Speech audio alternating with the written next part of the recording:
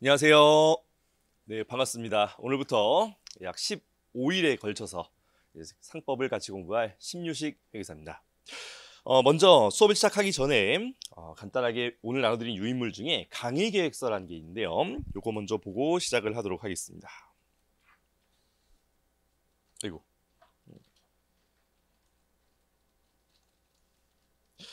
자, 먼저 8월 7일 오늘 개강한 수업이고 자, 여기 제 이메일 주소가 있거든요. 이 이메일 주소 잘 적어 놓으시고 나중에 좀 학원 게시판에 올리기가 어려운 질문이다. 뭐 다른 파일을 첨부해야 된다든지 아니면은 좀 개인적인 고민 같은 것들 학원 게시판에 올리면 제가 여러분들의 뭐 이름이라든지 뭐 연락처라든지 이런 거를 볼 수가 있어요. 강사는. 근데 조금 익명으로 좀 물어보고 싶다. 이런 것들은 이제 메일로 질문 주시면 좋을 것 같아요. 뭐 질문 학원 게시판으로 주셔도 되고 메일로 주셔도 되고 어떤 방식으로 질문하셔도 상관없습니다. 자, 그 다음에 이제 교재는 이제 기본서와 유인물 이 두 가지가 이제 주 교재고요. 그리고 강의 노트와 기출 마스터 업전이란 교재가 있어요.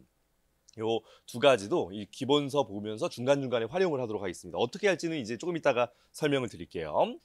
다음에 우리가 총 15일에 걸쳐서 이제 수업을 하고요. 하루에 3강씩 이제 진행을 할 거예요. 그러면은 이제 한 요 정도 일정으로 이제 진행을 한다고 보시면 되겠고, 조금 독특한 것이 보시면 이제 그 밖의 회사란 부분이 있습니다. 우리가 총 5개의 회사를 배우게 되고요. 이제 외국 회사라고 해서 거의 우리 시험에 10년에 한 번 정도 나오는 주제까지 한다면 이제 6개 회사가 되는데, 그중 주식회사라고 부르는 우리에게 가장 익숙한 회사가 우리 시험 출제의 대부분을 차지합니다. 그리고 총 40문제 중에서 이제 그 밖의 회사라고 하는 나머지 5개 회사가 한 5문제 정도가 우리에게 출제가 돼요. 요거는 제가 이 회계사 강의에서 찍었던 내용을 여러분들 그 실강분들에게는 온라인으로 제공을 하고, 그리고 온라인 강의에는 별도로 이제 첨부를 하는 방식으로 하도록 하겠습니다. 요거는 뭐 세무사 회계사를 구분해서 우리가 뭐 공부할 내용이 아니거든요. 출제 비중도 작고요. 그다음에 이제 핵심 요약 강의라고 해서 이제 제가 따로 촬영한 부분이 있는데요. 요거는 이제 실강 들으신 분들에게는 따로 무료 강의라고 해서 여러분들 온라인 수업으로 들을 수 있게 제공이 될 것이고, 그리고 이제 온라인 수업 들으신 분들에게는 이 강의가 다 끝나고 나면 맨 뒤에 이제 기존 촬영분을 이제 첨부하는 방식으로 제공해 드리도록 하겠습니다. 자, 그 다음에 학습의 방향이라 그래가지고 쭉 이제 설명하는 내용이 나오는데, 이거는 시간 관계상 여러분들 오늘 수업 마치고 한번 심심하실 때 한번 읽어보시면 되겠습니다. 제가 여러분들께 이제 드리고 싶은 말인데, 이제 일종의 뭐 편지 같은 거 썼다라고 생각하시면 돼요. 자, 그 다음. 자, 회사법이라는 것은 어떤 과목인가에 대해서 과목 소개를 간단하게 하도록 하겠습니다. 이거는 이제 여러분들 유인물에 있는 내용이 아니니까 그냥 화면 보시면 되겠습니다. 여러분들이 나중에 세무사가 되시고 합격을 하시고 나서 이제 개업을 했어요. 개업을 하면 여러분들의 고객의 제가 볼 때는 한 70% 이상은 법인 고객이고, 그 법인이 바로 회사라는 존재예요. 우리 회사란 말을 많이 들어보긴 했지만 어떤 식으로 이제 운영이 되고 하는지 전혀 모르잖아요. 그거에 대해서 우리가 아주 여기 회사법이란 부분에서 세세하게 배울 겁니다. 우리 세무사는 선택 과목이 세 종류가 있잖아요. 저도 알고 있습니다. 가장 많은 분들이 선택하는 과목은 상법이 아니란 걸 알고 있어요. 하지만 여러분들 이 상법을 선택하신 것은 굉장히 현명하신 선택이에요. 먼저 상법은 양이 많다라는 얘기가 있어요. 이게 제3자 입장에서 본다면 맞는 말입니다. 이제 다른 과목 이제 나머지 2개 과목과 비교해 봤을 때 상법은 그 법조문 수가 훨씬 많습니다. 아마 한 7배, 8배 정도 될 거예요. 그런데 우리가 그 법조문을 다 배우는 게 아니거든요. 그중에 잘 나오는 법조문들이 따로 있고, 그 법조문들만 추린다면 훨씬 양이 줄어들어요. 수업에서도 우리가 이제 역사상으로 이제 상법은 기출 문제가 굉장히 많거든요. 선택 과목 도입된 지가 몇 년 되지 않았거든요. 그래서 다른 과목들은 기출 문제가 많지 않은데 상법은 기출 문제가 거의 50년어치가 누적되어 있습니다. 그러니까 그 기출 문제를 기초로 해서 가장 잘 나오는 부분이 어디인지 명확하게 통계적으로 예측할 수 있거든요. 그래서 잘 나오는 규정들 위주로 이제 우리 공부하게 될 것이고, 그것들을 명확하게 책이나 수업 때 강조를 하면서 설명을 해드릴 겁니다. 그러면 중요하다 싶은 규정들 위주로 공부를 하면 양이 훨씬 줄어들게 됩니다. 강의 노트란 교재가 있죠. 사실 여러분들 막바지에는 이 교재를 반복해서 보시게 될 텐데 이 교재의 두께를 보시면 다른 과목들과 비교해 봤을 때 거의 차이가 없습니다. 네. 그러니까 양 자체가 많다라는 것은 어떻게 보느냐의 차이다 라고 설명드릴 수가 있고요. 그리고 내용 자체가 상법은 복잡한 게 없습니다. 굉장히 나이브해요. 어떤 판례 같은 것도 우리 시험에 거의 나오지 않거든요. 다른 과목들은 조문이라는 법조문의 개수가 적기 때문에 판례를 많이 낼 수밖에 없고 그 판례라는 것은 법조문의 해석이라고 보시면 되는데 그 해석 자체가 굉장히 난해할 수가 있습니다. 그런데 우리 상법은 그냥 법조문을 그대로 내요. 5개 지문이 있으면 만약에 틀린 지문을 찾아라. 그러면 5개 지문 중에서 4개 지문은 법조문을 그냥 복사해서 붙여넣습니다. 우리 교수님들은 그렇게 부지런하신 분들이 아니에요. 그냥 4개 지문을 법조문을 복사 붙여넣기. 그리고 1개 지문은 늘 나오는 패턴이랑 거의 비슷하게 특정 부분을 이제 다른 단어로 바꿔서 내는 방식이죠. 그래서 말 그대로 법조문을 우리가 읽을 수만 있는, 읽고 해석만 할 수 있는 수준으로만 공부를 하시면 토익의 비율을 든다면 그러니까 리스닝이나 리딩 정도 수준으로만 공부를 한다면 여러분들 시험 대비에 전혀 문제가 없다는 것이에요. 그러니까 조금 투입 시간이 더 들어갈 수는 있습니다. 하지만 조금 더 투입을 하더라도 안정적으로 고득점을 할 수 있는 과목, 안전하게 고득점을 할 수 있는 과목이 상법이다라고 말씀드릴게요. 또한 여러분들 합격을 하고 나서 여러분 고객의 70%가 뭐라 그랬어요? 이상이 회사라는 고객이에요. 그러니까 이 고객으로부터 여러 가지 질문들이 여러분들 합격하고 나서 실무적으로도 매일 들어온다고 보시면 되겠어요. 세무사님, 저희 회사에 이런 일이 있는데 어떻게 해야 됩니까? 거기서 저는 상법을 선택하지 않아서 그 부분은 제가 잘 모르는 부분입니다. 제가 알아보고 연락드리겠습니다. 라고 답하는 거랑 이제 여러분들이 좀 합격하고 그럼 많이 까먹긴 하겠죠. 하지만 이렇게 심도 있게 공부할 수 있는 시간이 수험생 때밖에 없거든요. 수험생 때 심도 있게 공부를 해놓으면 어느 정도 까먹더라도 나중에 대략은 컨셉은 우리가 기억을 한단 말이죠. 그거는 대략 이런 내용인데 여기에 대해서는 제가 좀 더 정확하게 확인을 하고 말씀드리겠습니다. 이렇게 답하는 거랑 그냥 모른다고 답하는 거랑 전혀 우리 신뢰감에 있어서 차이가 다른 거거든요.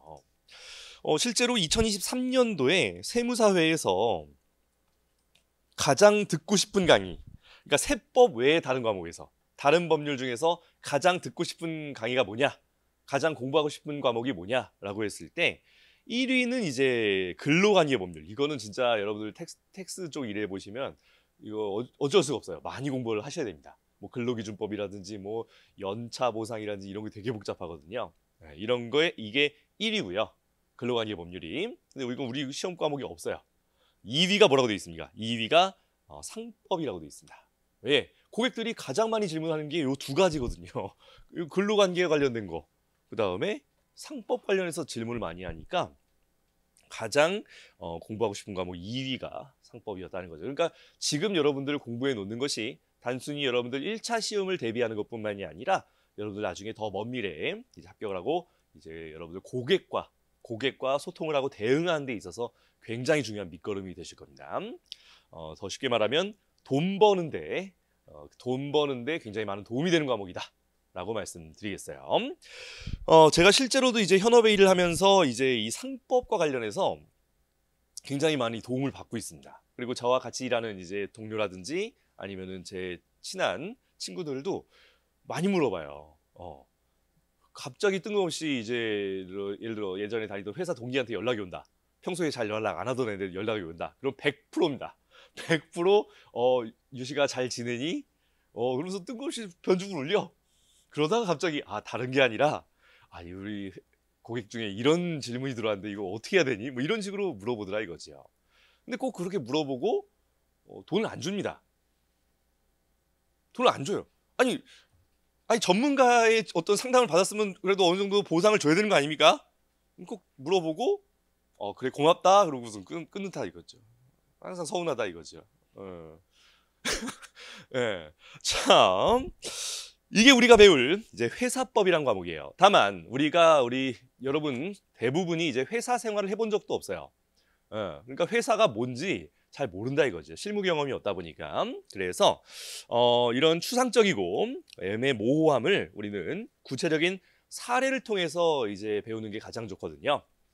그래서 제가 올해 수업부터 조금 이 부분을 바꿨어요. 그래서 우리 친구들이 실제로 이 버거 회사를 차립니다. 그래서 이 우리 합격의 마음을 담아 주식회사 합격이라는 버거 회사를 차려서 이 버거 회사에서 발생한 여러 가지 이슈들을 여러분들이 이제 세무사가 되어가지고 어떻게 이제 상담을 해줄 것이냐, 그런 사례를 계속 주어질 거예요. 오늘 나눠드린 유인물 보시면 이제 그 사례들을 제가 유인물로도 다 적어놨습니다. 요 내용들을 우리가 공부하고 여기에 대한 답변을 주는 방식으로 수업을 진행할 거다라고 보시면 되겠어요. 여기 나온 친구들 어디서 본 것 같다 라고 느낌이 드신다면 그건 오해입니다. 저는 저작권을 굉장히 중시하는 사람이에요. 저도 저작물이 있으니까 이런 거 다 제 저작물이잖아요. 저작권을 잘 준수해야 된다고. 그러니까 함부로 이렇게 도용을 할 수는 없고, 어디서 본 느낌이 드신다면 이것은 오마주다, 오마주다라고 생각을 해주시기 바랍니다. 분명히 말씀드리겠습니다. 예, 오마주다. 자, 실제로 여러분들이 이제 합격을 하시고 나서 왜 안 넘어갑니까? 현업에 가신다면 여러 가지 질문들을 받습니다. 내가 어떤 창업을 하려고 그러는데 어떻게 시작을 해야 됩니까? 제 친구 중에 이제 의사인 친구가 있는데, 정형외과, 그 친구가 이제 무슨 수술할 때 쓰는 뭐를 개발을 했어요. 발명을 했어요. 요걸 갖다가 이제 창업을 하려고 하는 거야. 작년에 이제 물어본 거예요. 그래서 이거 어떻게 해야 되느냐, 이런 거. 그러니까 일반인들은 전혀 개념이 없다고 보시면 되겠어요. 여러분들도 지금 막막하잖아요. 예를 들어 뭐 내가 발명한 발명품이 있는데 이걸로 사업을 어떻게 시작해야 되나, 전혀 모호함이 있잖아요. 그런 것들을 많이 질문합니다. 이런 것들을 이제 또 이것도 그 친구한테 엊그제 받은 질문이에요. 내가 이 회사가 창업한 지 한 1년 됐고 이제 드디어 매출이 좀 생길 것 같다. 그래서 매출이 좀 생기기 전에 이 지분을 갖다가 우리 가족들한테 좀 나눠주려고 하는데 어떻게 해야 되느냐, 이런 질문들. 다 이거를 우리가 회사법을 공부하면 아주 정확하게 질문에 답변을 해줄 수가 있는 거예요. 뭐 주주총회란 말은 들어보셨죠? 예, 주주총회는 어떻게 개최를 하느냐, 이것도 일반 그 고객들은 전혀 개념이 없다고 보시면 되겠어요. 그러면 이런 식으로 개최를 하시면 됩니다. 필요한 절차들이 또 있거든요. 그거에 대해서 우리 회사법에서 아주 상세하게 배우게 될 거예요. 자, 마음에 드는 업체가 있는데 이거를 하나 인수하고 싶다. 이건 좀 나중에 좀 규모가 된 상태의 질문이겠죠. 이런 때 어떤 식으로 인수할 수 있는 전략이 있는지. 그게 그냥 가서 돈 주고 사는 물건처럼 사는 게 아니거든요. 우리 회사법의 상법에서 그 필요한 절차와 방법들, 어떤 전략을 하면은 또 뭐 절세를 할 수도 있는지, 이런 것들도 우리 세법과도 연계하는 부분들이 많습니다. 그래서 그런 것들을 배우게 된다고 보시면 되겠어요. 다음 교재는 이제 안내해 드렸듯이 요 세 가지 교재, 기본서, 강의 노트, 그리고 법전 세 가지를 이용하게 되고요. 각각의 목적이 이제 기본서는 규정만 열거한 것이 아니라 각 규정에 대해서 세부적인 이제 설명을 곁들인 책이에요. 그러니까 분량이 좀 두껍긴 합니다. 근데 이 기본서를 찬찬히 한번 읽어보시는 것은 우리 시험 준비에 있어서 필수적인 거거든요. 그래서 수업은 주로 이 기본서를 가지고서 수업 때 이해를 하는 위주로 수업을 하고요. 그리고 나서 강의 노트로 가면 이제 기본서에 불필요한 것들 싹 빼고 이제 핵심만 기름기 싹 뺀 교재가 강의 노트예요. 이 강의 노트로 이제 여러분들 정리를 한다라고 보시면 되겠습니다. 그다음에 법전의 경우는 이제 기본서에 나와 있는 법조문들을 말 그대로 열거해 놓은 것인데요. 저는 법조문만 열거해 놓지 않고 이 법전에 기출, 그 규정과 관련된 기출 문제를 10년치, 과거 10년치를 기준으로 해서 다 수록했습니다. 그러니까 중복되는 것들 배제하고 중복이 안 되게 다 넣어놨다고 보시면 되겠어요. 그래서 법전에 나온 기출문제, OX 문제를 다 푸시면 여러분들 10개년 기출문제를 다 푸는 거랑 똑같습니다. 그래서 그 법전을 가지고서 우리가 배운 내용들을 기출문제를 풀면서 적용한다라고 보시면 되겠고, 뭐 기타 유인물이 있다고 보시면 되겠어요. 일단 교재가 어떻게 생겼는가라고 본다면, 자, 기본서는 이렇게 부연 설명이 많습니다. 그래서 예를 들어 주식 매수 선택권, 우리 스탁 옵션이란 말을 들어보셨죠? 이 스탁 옵션이란 게 어떤 것이고 어떻게 부여를 하는지, 임직원들에게 부여를 하고, 또는 어떻게 이 스탁 옵션이란 것을 행사한다란 말이라고 쓰면 여러분 알아들으시나요?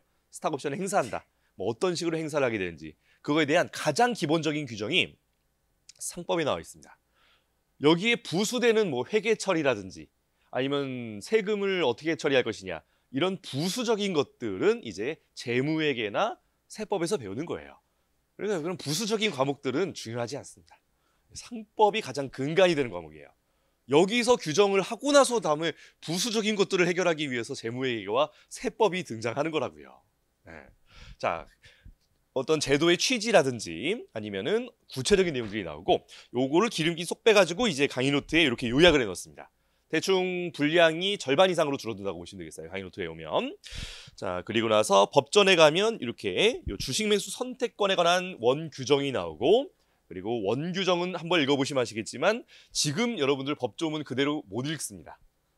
나중에 기본서를 또는 강의 노트를 충분히 회독을 하고 나면 법전만 가지고 공부하셔도 괜찮아요. 나중에는. 근데 지금 단계에서는 법전이 이렇게 굉장히 미로처럼 얽혀 있거든요. 그래서 지금 단계에서는 법조문을 한번 읽어보시는 것은 의미가 있을 수는 있겠지만 법조문 가지고 공부하는 것은 굉장히 이른 단계라는 거 말씀드릴게요.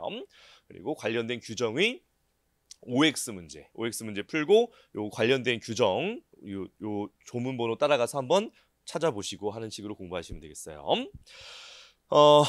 다음 수업을 어떤 식으로 진행할 것이냐 설명드리겠습니다. 먼저 기본서를 가지고서 쭉 수업을 할 거예요.